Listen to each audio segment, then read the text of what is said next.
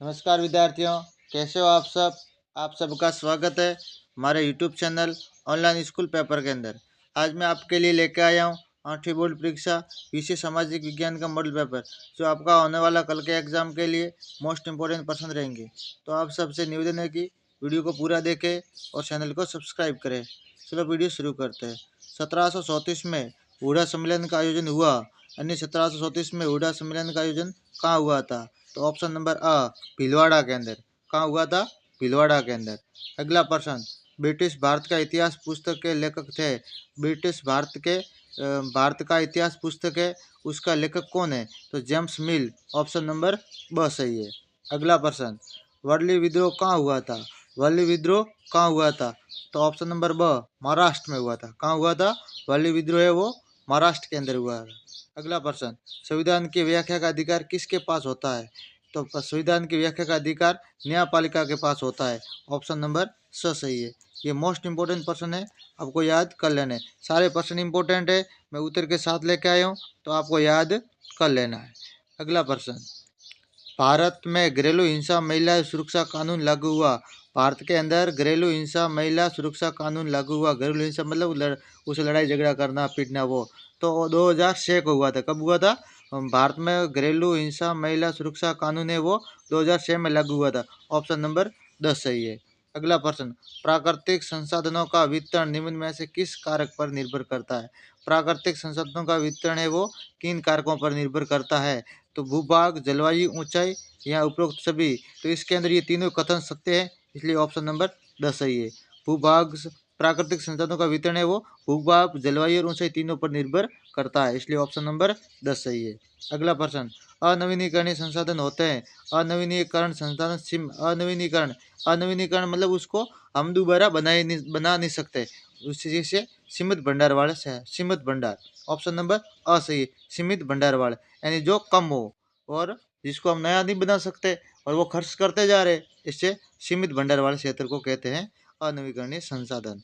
ठीक है, जैसे कि पेट्रोल, कोयला, ये। अगला प्रश्न, राजस्थान की जिस जनजाति को भारत सरकार ने आदिम जनजाति समूह समूह की सूची में शामिल किया वो है, यानी राजस्थान की जिस जनजाति को भारत सरकार ने आदिम जनजाति की समूह की सूची के अंदर शामिल किया है, वह जनजाति कौन सी है? तो ऑप्शन नंबर स, सेरिया। सेरिया जाति को राजस्थान की सेरिया जाति है, उसको भारत की आदिम जनजाति समूह के अंदर शामिल किया गया है। ये मोस्ट इंपोर्टेंट प्रश्न है, आपको याद कर लेना है। आगे आगे जो प्रश्न है उसके अंदर हमें हाँ और ना के अंदर उत्तर देना है।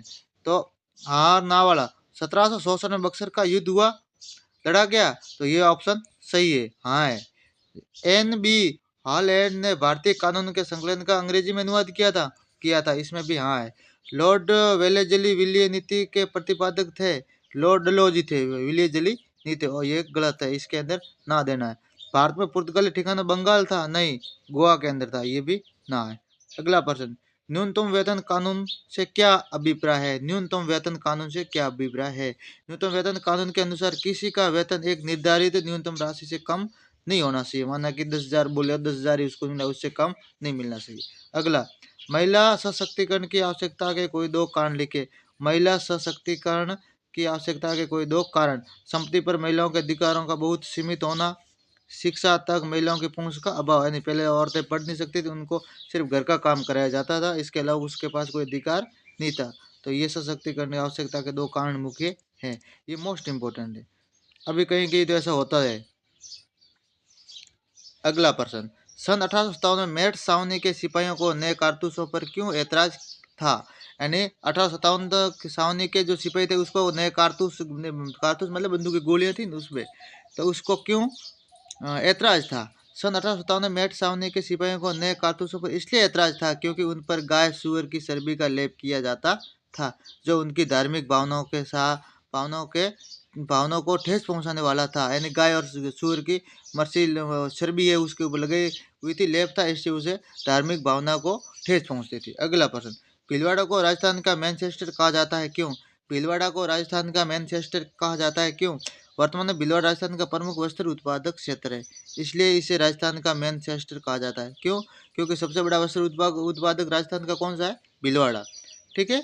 बाल श्रम, प्रतिषेध एवं विनियमन विनियमन अधिनियम 1986 में वर्ष 2016 में क्या संशोधन किया गया, यानी 1986 जो विनियम अधिनियम है उसको 2016 के अंदर क्या क्या संशोधन किया गया, ये मोस्ट इंपॉर्टेंट पर्सन है, आपको याद कर लेना है। तो इसके अंदर जो संशोधन किया गया है कि वर्ष 2016 में वर्ष 2016 में संसद ने बाल श्रम प्रतिरोध एवं विनियमन अधिनियम 1986 में ये संशोधन किया कि 14 वर्ष से कम आयु के बच्चों के सभी प्रकार के व्यवसायों में तथा किशोरों 17 से 18 वर्ष के जोखिमवादी व्यवसायों तथा प्रक्रियाओं में नियोजन करने का प्रतिबंध है। बच्चों या किशोरों के नियोजन को अब एक संज्ञेय अपराध बना दिया गया है, यानी 14 साल से छोटा बच्चा है वो किसी पर काम पर नहीं जा सकता और वो अपना जोखिम भरी काम नहीं कर सकता और वो पढ़ाई पे ध्यान दे।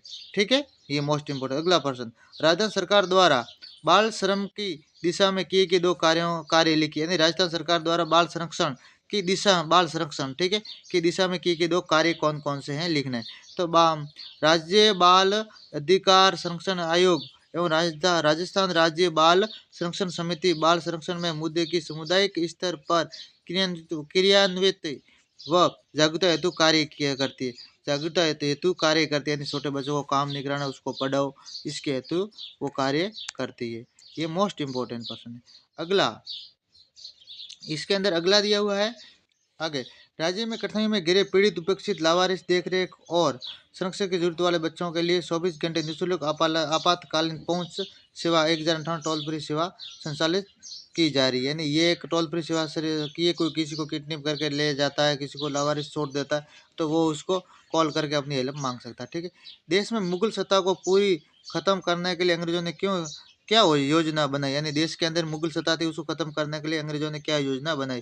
तो 1849 में गवर्नर लॉर्ड डेलोजी ने घोषणा की कि बहादुर शाह जफर की मौत के बाद बादशाह को लाल किले से निकालकर उसे दिल्ली में कहीं और बसाया जाएगा। ठीक है, 1856 में लॉर्ड कैनिंग ने यह फैसला लिया कि बहादुर शाह जफर अंतिम मुगल सम्राट होगा। उन्होंने कहा कि इसके बाद कोई सम्राट नहीं होगा।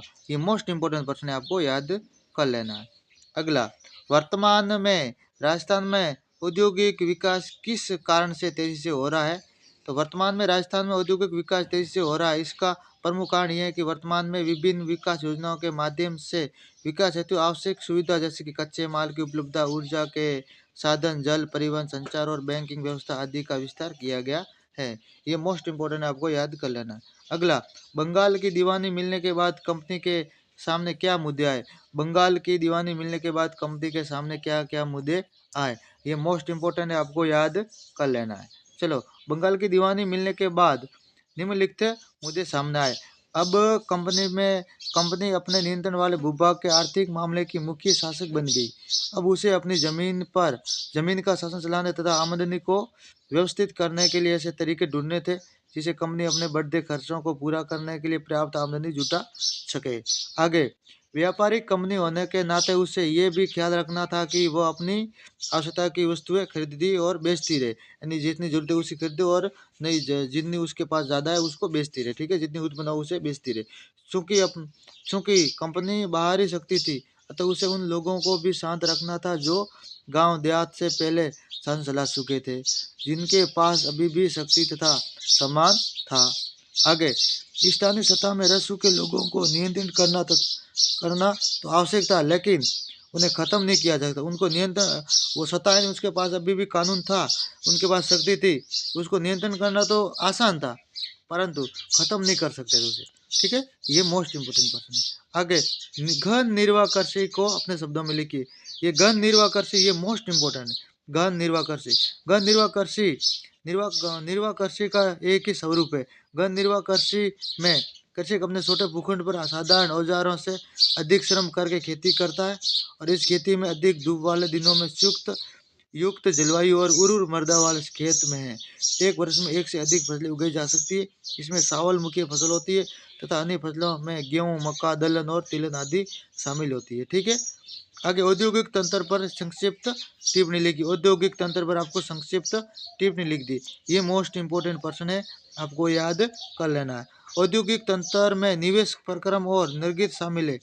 निवेश में कच्चे माल, श्रम और भूमि की लागत, जल परिवहन, विद्युत और अन्य आधारभूत संरचना शामिल है। प्रक्रम में कई तरह के क्रियाकलाप शामिल है जो कच्चे माल को परिष्कृत माल में परिवर्तित करते और निर्गत अंतिम उत्पाद है और इससे अर्जित आय है। निर्गत मतलब उसको जो बन जाता है उस पदार्थ को हमें उत्पाद को बेचकर। अगर उदाहरण के लिए सूती वस्त्र उपयोग में संदर्भ के कपास मानव सरव कारखाना और परिवहन लागत निवेश हो सकते हैं। प्रक्रमों में ओटाई कटाई बुनाई और रंगाई और सफाई शामिल है और उसे निर्मित शर्ट पैंट उत्पादन है और उसे फिर शर्ट पैंट वो या कपड़े बनकर तैयार हो जाते हैं। आगे जो प्रश्न दिए 21वां 22वां ये बहुत निम्नतात्मक प्रश्न है, आपको ढूंढ कर याद कर लेने। 21वां 22वां 23वां 24वां और 25वां और 26वां ये ऐसे प्रश्न ही परीक्षा में आएंगे, आपको याद कर लेने। देसी स्कूलों में शिक्षा की प्रगति पर विलियम एडम द्वारा दी गई रिपोर्ट के किन्हीं दो प्रमुख बिंदुओं का हमें वर्णन करना। मोस्ट इंपोर्टेंट शिक्षा के बारे में। शिक्षा के बारे में टैगोर तथा महात्मा गांधी के विचारों में अंतर था।